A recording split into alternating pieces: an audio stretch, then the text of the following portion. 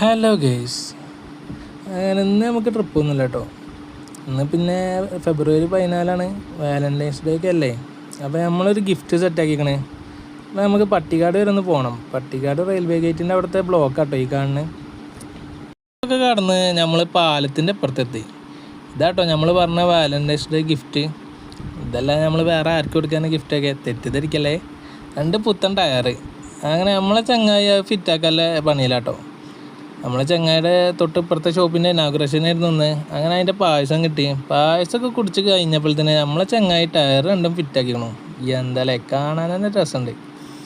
അങ്ങനെ ടയറൊക്കെ ഫിറ്റാക്കി നമ്മൾ നേരെ വിട്ടത് പെരുന്തൽമണ്ണക്കാണ്. നമ്മളെ ചെറുക്കനെ ടയറൊക്കെ ഇട്ടല്ലേ, അപ്പോൾ അലൈൻമെൻറ്റ് വെക്കണം.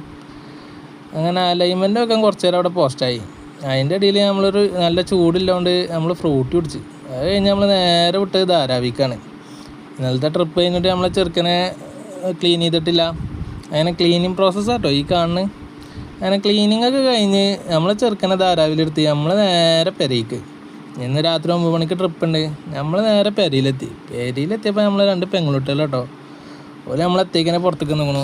അപ്പോൾ ബാക്കി പിന്നെ